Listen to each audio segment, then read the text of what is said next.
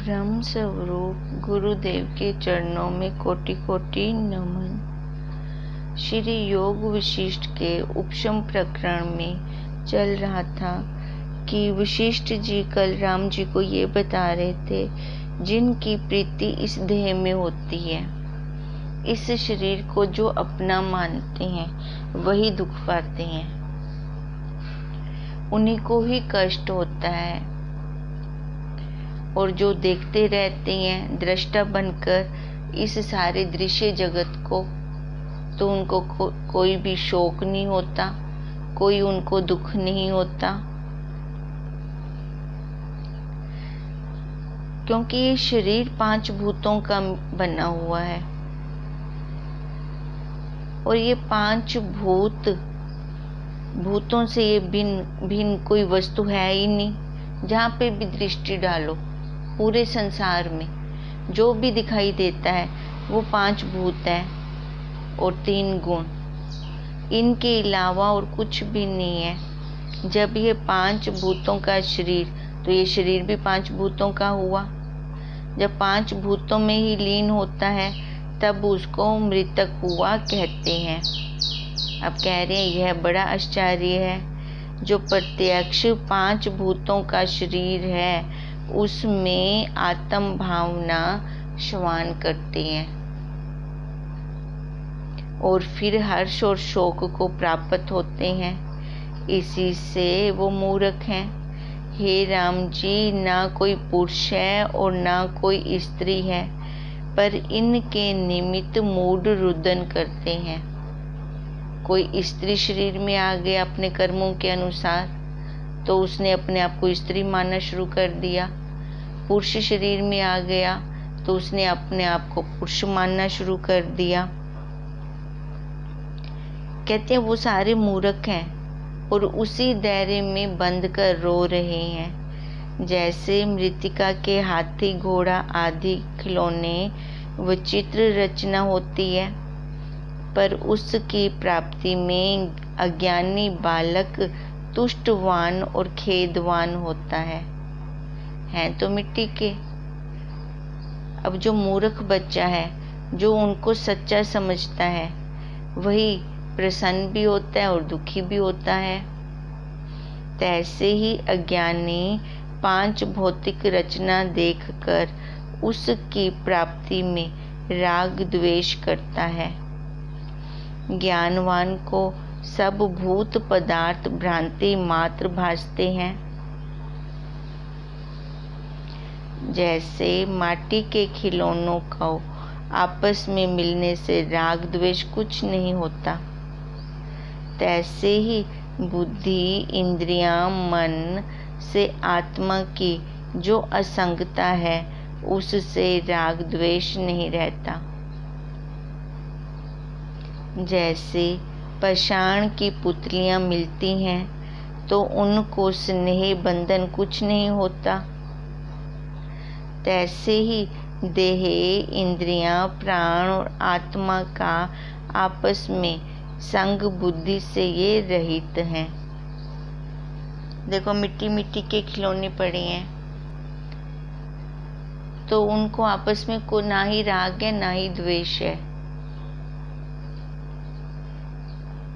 अब जो ये हमारी इसके अंदर जो ये 42 पुर्जों की ये जो फैक्ट्री है, मन बुद्धि चित्त अहंकार 5 प्राण 5 कोश कर्म इंद्रियां ज्ञान इंद्रियां,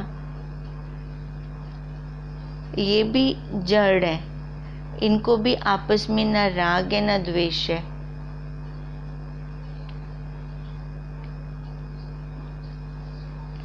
इससे तुम स्नेह से रहित हो, वो शोक काहे को करते हो? फिर जब इनको कुछ पता ही नहीं है तो दुख सुख जब होता है तो तू दुखी सुखी क्यों होता है? विकार आता है तो इन्हीं में ही आता है, तेरे में तो विकार है ही नहीं। जैसे तृण और जल के तरंग का संयोग होता है तो तृण इधर से उधर जाता है और जल को कुछ हर्ष शोक नहीं होता। अब देखो, जल के अंदर चाहे मुर्दा बह रहा है, चाहे मल बह रहा है, चाहे लक्कड़ को बहा के लेके जा रहा है, जल को कोई ना ही हर्ष है ना ही शोक है। तैसे ही देह और आत्मा का योग है। आत्मा इनसे असंग है। इनके मिलाप और बिछड़े का वास्तव में दुख सुख कुछ नहीं होता। आत्मा और अनात्मा, देह, इंद्रियां, प्राण, मन, बुद्धि आदि विलक्षण है। आत्मा का क्या स्वरूप है? सत्य है, चित्त है, आनंद है। और अनात्मा का क्या स्वरूप है? असत्य है, जड़ रूप है, दुख रूप है। और ये दोनों आपस में मिलते नहीं है। नदी के दो किनारों के समान है ये, और परस्पर इनके क्षय और उदय में हर्ष शोक कुछ भी नहीं। अब बनती कौन है, बिगड़ती कौन है? ये शरीर, ये इंद्रियां। परंतु चित्त के उदय से अनात्म धर्म आत्मा में प्रतिबिंबित भासता है।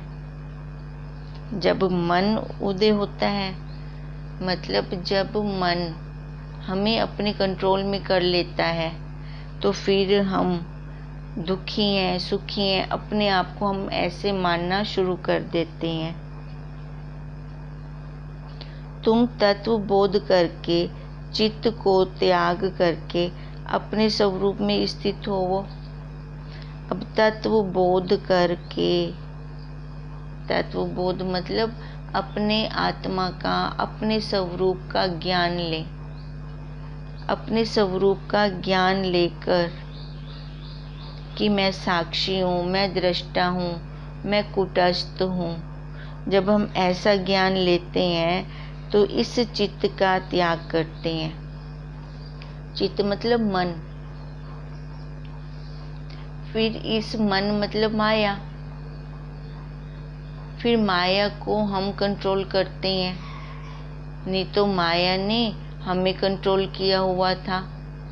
जब माया को हम कंट्रोल करते हैं तो अपने स्वरूप में स्थित होते हैं। जैसे जल तरंग भाव को त्याग कर अपने स्थिर स्वभाव को प्राप्त होता है। जब वो तरंग है तब भी तो वो जल ही है। जब तुम अपने अशोभ भाव को प्राप्त होवोगे तब भौतिक देह से आपको भिन्न जानोगे। जब हम अपने अशोभ भाव मतलब जिसमें कभी भी विकार नहीं आता, जब हमने वो उस तत्व में स्थिति बना ली, वहाँ हम टिक गए, हमें वहाँ पे दृढ़ता आ गई, तो ये जो देह दिख रही है ना, तो ये अपने आप ही अलग हो जाएगी। तभी गुरुदेव हमें कहते हैं, जब हम शुरू में जाते हैं, क्या इसमें दो दिखते हैं? दिखते हैं, इसमें दो दिखते हैं। इसमें दो दिखने का मतलब एक ये जड़ शरीर और एक इस शरीर को जो चलाने वाला है वही। जब हमें ऐसे दिखते हैं फिर जाकर हम इनका ज्ञान प्राप्त कर सकते हैं। एक जड़ है, एक चेतन है। जैसे वायुमंडल को प्राप्त हुआ पक्षी पृथ्वी मंडल को भी देखता है, तैसे ही तुम आत्म पद में स्थित होकर देह आदिक को देखोगे।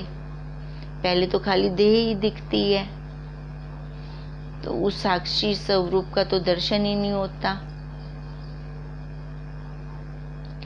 अगर कोई पक्षी ऊंची उड़ान ले रहा है तो उसको नीचे पृथ्वी पर भी तो सारा कुछ दिख ही रहा है। तो गुरुदेव वही कह रही हैं कि अगर हम अपने साक्षी भाव में स्थित हो जाएंगे तब ये देह हमें अलग दिखाई देगी। ये देह मतलब पृथ्वी, ये पृथ्वी तत्व हमें अलग से दिखाई देगा। हे राम जी, तुम देह आदिक भूतों को देख के त्याग करो और तुर्यातीत अजन्मा पुरुष हो रहो। एक तुर्या पद था। तुर्य पद किसको कहा था? जो जीवन मुक्त है, जीते जी मुक्त है, जो चौथी अटारी पर खड़े होकर, बाकी चौथी मंजिल पे खड़े हैं, नीचे सबको आते जाते वो देख रहे हैं, तो उसको क्या कहा था? तुर्य पद। और तुर्यातीत किसको कहा था? जो विधेय मुक्त हो गए, 5 तत्व, जिनके 5 तत्वों में लीन हो गए, उनका फिर दोबारा जन्म ही नहीं है। पहले वो जीवन मुक्त महापुरुष, फिर वो विधेय मुक्त, वही तुर्यातीत पद है। फिर अब वशिष्ठ जी कह रहे हैं राम जी को कि तुम भी उस तुर्यातीत अजन्मा पुरुष हो रहो जिसका दोबारा जन्म ही नहीं है, तब तुम परम प्रकाश को पावोगे। जैसे सूर्यकांत मणि सूर्य के उदय हुए परम प्रकाश को प्राप्त होती है, तैसे ही जब बोध करके दृष्टा दर्शन दृश्य भाव तुम्हारा जाता रहेगा, मतलब जब ज्ञान हो गया तो ये त्रिपुटियां भी खत्म हो जाती हैं। त्रिपुटियां कहाँ हैं? इस जड़ शरीर में, ये खत्म। फिर तभी कह रहे हैं जब बोध होगा, मतलब ज्ञान होगा, तब दृष्टा दर्शन दृश्य भाव तुम्हारा जाता रहेगा, तब तुम अपने भाव को ज्यों का त्यों जानोगे। फिर जब ये दृश्य भाव चला गया, शरीर भाव चला गया, तो शेष क्या रहा? शेष वो साक्षी, जो वही शेष है, वही विशेष है, वही हमारा स्वरूप है। जैसे मनुष्य मद से मत हो जाता है और मद के उतरे से आपको ज्यों का त्यों जानता है। अब इस शरीर का मद है, अब ये जब मद उतरेगा, देखो जब जवानी में होता है तो कितना अहंकार होता है इसको। अब जवानी ही अपने आप में एक मद है। अब वही कह रही हैं वशिष्ठ जी, जब ये मद, ये नशा उतर जाता है, तब ये जो स्वरूप है वो वैसे का वैसे हो जाता है, ज्यों का त्यों फिर अपने आप को जानता है और मद को स्मरण करता है। तैसे ही स्मरण करोगे, मतलब फिर पता तो चलता है कि पहले कितना अहंकार था इस देह का, देह भाव कितना चढ़ा पड़ा था अपने जैसा, फिर किसी को हम समझते ही नहीं थे। जब ये नशा उतरता है बुढ़ापे में जाकर, फिर हमें अनुभव तो होती है, वो स्मृति तो होती है कि पहले ऐसे था। अब वही वशिष्ठ जी कह रही हैं, और मद को स्मरण करता है, तैसे ही स्मरण फिर करोगे। आत्म तत्व का जो स्पंदन फुरना हुआ है, उसी का नाम चित्त है। आत्म तत्व का जो स्पंदन फुरना हुआ है, देखो जो हम ये ज्ञान ले रहे हैं, तो ये ज्ञान भी हम कैसे ले रहे हैं? मन से ही तो ले रहे हैं। आज तक हमने मन से किया क्या था? संसार को भोगा था। अब जो हम ये ज्ञान ले रहे हैं आत्म तत्व का, तो ये भी मन के द्वारा ही लिया जा रहा है। कहते हैं ये स्पंदन फुरना हुआ, उसी का नाम चित्त है। सो अवस्तु रूप है। मन के 2 रूप है, एक शुद्ध एक अशुद्ध। शुद्ध मन हमें अपने स्वरूप की तरफ ले जाता है और अशुद्ध मन हमें इस संसार में भटकाता है। जैसे समुद्र में तरंग उदय होते हैं, सो कुछ वस्तु नहीं, तैसे ही चित्त आदिक भी कुछ वस्तु नहीं है। देखो समुद्र के अंदर जो तरंग उदय हो रहे हैं, अब तरंग है, वास्तव में उनका स्वरूप क्या है? जल। जल के अलावा तो वो कुछ भी नहीं है।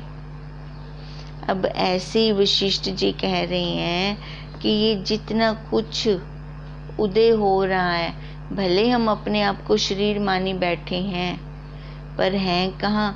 उस ब्रह्म के अंदर, उस समुद्र के अंदर। तो इसका मतलब वो जो तरंग है वो उस जल से अलग नहीं है।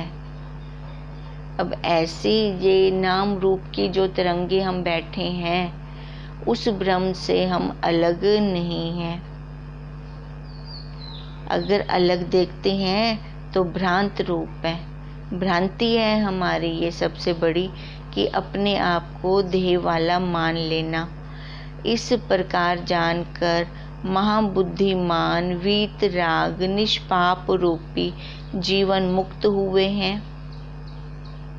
जीते जी वो मुक्त हो गए जब उन्होंने यथार्थ ज्ञान ले लिया, और महाशांत पद की प्राप्ति में फिर विचरते हैं। फिर तो इस देह की प्रारब्ध को वो खत्म कर रहे होते हैं। जैसे रतन मणि की किंचन नाना प्रकार की लहर होती है, सो मनन कलना से रहित यह चमत्कार है।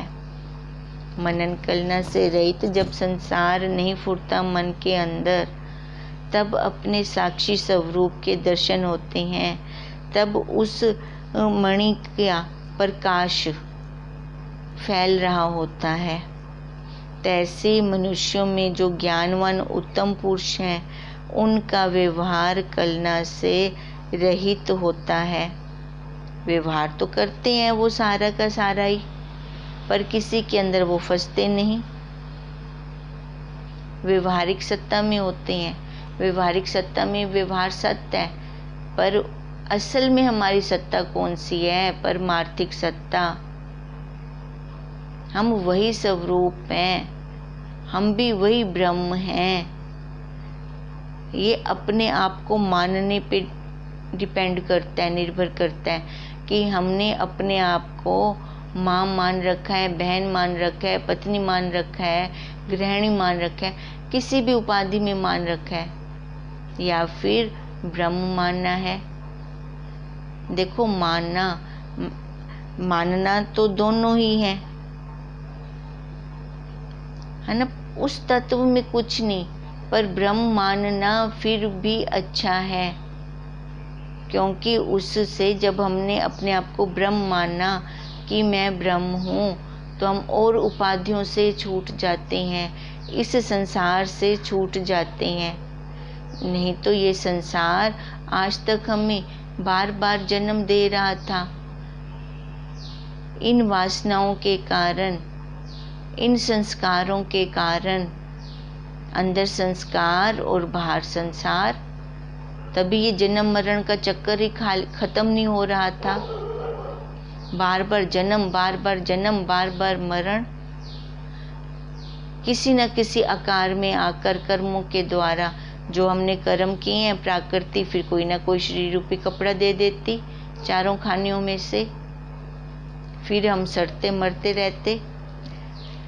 कह रहे हैं ये ज्ञान के बिना हम इस मनुष्य शरीर को उतार नहीं सकते, क्योंकि मनुष्य शरीर में ही बुद्धि है, बाकी सारी योनियां भोग योनियां हैं।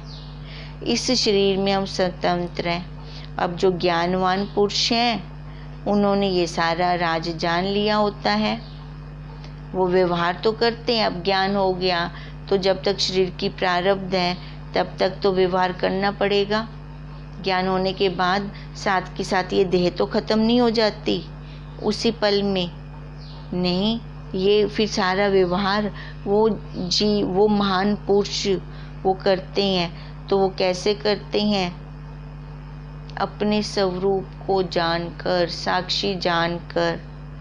जैसे कूप में प्रतिबिंब पड़ता है और आकाश में धूली उड़ती भासती है, पर आकाश मलिन नहीं होता। उस आकाश ने तो सबको अवकाश दे रखा है। देखो, कभी आकाश की डस्टिंग की? या आकाश को बांधा किसी ने, क्योंकि ये रंग रूप आकार से रहित है।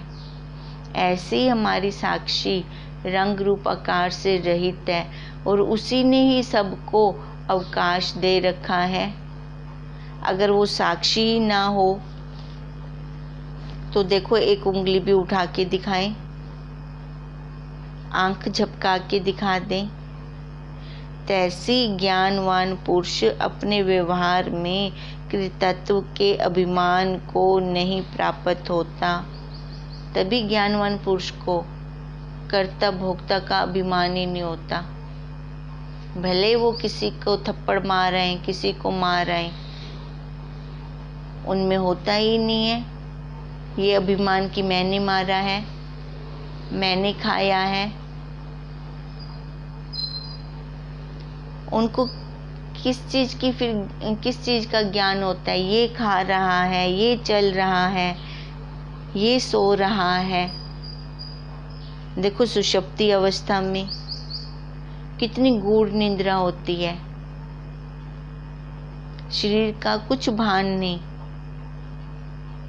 पर जब उठते हैं सुषुप्ति में, वो प्रकाशक हमें बताता है कि बहुत अच्छी नींद आई। कई बार तो ऐसी गहरी नींद आती है, पता ही नहीं चलता कि अभी शाम है कि नई मॉर्निंग आ गई। होता है ऐसा। तो पर किसने बताया? कौन था इतनी गहरी नींद में भी जो जाग रहा था, जो देख रहा था? फिर उसने जैसे ही अंतःकरण उठा तो उसने ज्ञान करवा दिया। कौन था जिसने बताया कि सारी थकावट उतर गई? गुरुदेव कहते हैं, वही तू है, वही तेरा असली स्वरूप है। तू देख अपने आप को, तू जान अपने आप को। अब जब देखते हैं तो दिखता है। तभी स्वामी जी कहते हैं बार बार, देवता देखा करो, भोगा मत करो। हम तो भोगना शुरू कर देते हैं। मर बोला, भोगेंगे तो मरेंगे ना। फिर से कर्म बना जाते हैं हम अपने। कर्म बनते ही फिर ये सृष्टि शुरू हो जाती है, क्योंकि ये सृष्टि कर्म जन्य सृष्टि है। तो इसलिए कह रहे हैं, जो ज्ञानवान पुरुष हैं वो सारा कर्म तो करते हैं, पर कर्मों में लिपायमान नहीं होते। जैसे अब हमने गेहूं बीजी, अगर ये अभिमान करके बीज रही हूँ कि मैं बीज रही हूँ, कर्तापन से बीज रही हूँ, तो भी वो फल तो आएगा उसका। अगर मैं वही गेहूँ अकर्तापन से बीजूं तो क्या फिर फल नहीं देगी? फल तो फिर भी देगी, फसल तो फिर भी आएगी। पर दोनों में डिफरेंस कितना होगा?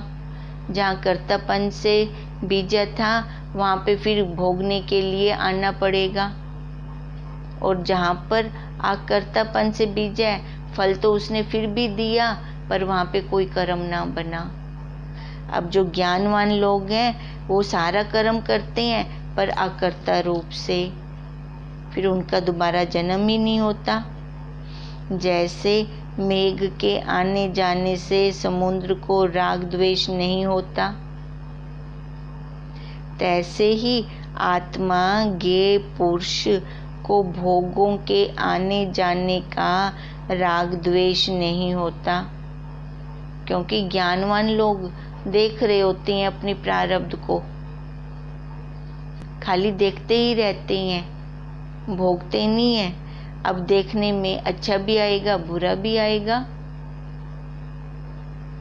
हे राम जी, जिस मन में जगत के किसी पदार्थ की मनन वासना नहीं फूटती, उस चित्त में जो कुछ फूटना भासता है, सो विलास स्वरूप जानो।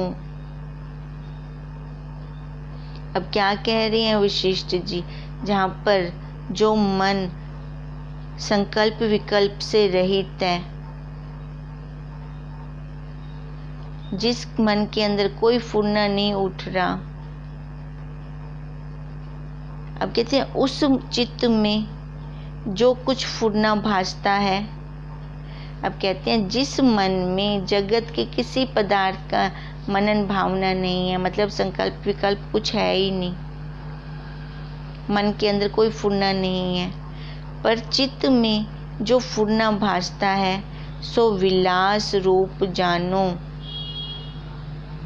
और जब हमें दिख रहा है कि मेरी यहाँ पे इच्छा अटक रही है, यहाँ पे वासना है, तो यही बंधन का कारण है।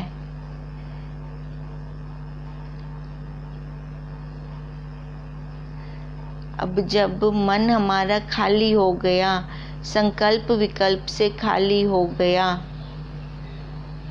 तो वहाँ पर वो महान पुरुष के अंदर जो भी भासता है, चित्त में जो कुछ फुरना भासता है, सो विलास रूप जानो। मतलब वो भोग भी रहा है तो उसमें उसका बंधन नहीं। अब ब्रह्म ज्ञानी किसको कहते हैं? देखो, असली ब्रह्म ज्ञानी वही है जिसने सब पदार्थों का भोग भी कर लिया और साथ के साथ छी भी कर दिया, किसी में भी वो रुकता नहीं है। कहते हैं उसको फिर बंधन का कारण नहीं होता। जो प्रारब्धवश उसको मिल रहा है भोग, वो ले रहा है, उसकी ये अकड़ पकड़ भी नहीं है कि मैंने, जैसे बहुत से ना हरिद्वार में जाकर या किसी तीर्थ स्थल में जाकर कोई फल छोड़ के आ जाते हैं या कुछ और वस्तु छोड़ के आ जाते हैं, पर उसका अहम तो बना रहता है ना अंदर कि मैंने ये छोड़ा हुआ है, मैं तो बनी रही। गुरुदेव कहते हैं उन ज्ञानियों के अंदर ये मैं भी नहीं होती, ये वाला अहंकार भी नहीं होता कि मैंने ये छोड़ा हुआ है, मैं बहुत जपी तपी हूँ, मैं बहुत ज्ञानी हूँ। प्रारब्ध के अनुसार उनको जो भोग आ रहा है वो उसको देख रही हैं, देखकर उससे अलग भी हो रही हैं। वह यहाँ पर भी उनकी अकड़ पकड़ नहीं होती। वो मान देखा जाए तो वो भी तो एक प्रकार की पकड़ है कि आज मैंने व्रत रखा हुआ है, आज मेरे को गर्म चीज नहीं खानी, मेरे को ठंडा ही लेना है। अंदर से वासना उठ रही होती है, चाय पीनी है, चाय पीनी है। देखो ये भी एक पकड़ है, तो इससे अच्छा एक कप पी ले और जान छोड़, ये वृत्ति तो नहीं चलेगी बार बार। ये सूक्ष्म ज्ञान तो हमें ये तत्वज्ञ गुरुदेव ही दे सकते हैं, उनके अलावा हम कहीं से भी ये ज्ञान नहीं ले सकते। अब मन के संकल्प विकल्प तो खत्म हो गए, अब चित्त में जो कुछ भी आ रहा है, जा रहा है, वो खाली लीला मात्र है उन ज्ञानी पुरुषों के अंदर। वो उसको देख रही हैं, लीला कर रही हैं, तो इससे उनको कोई बंधन नहीं होता।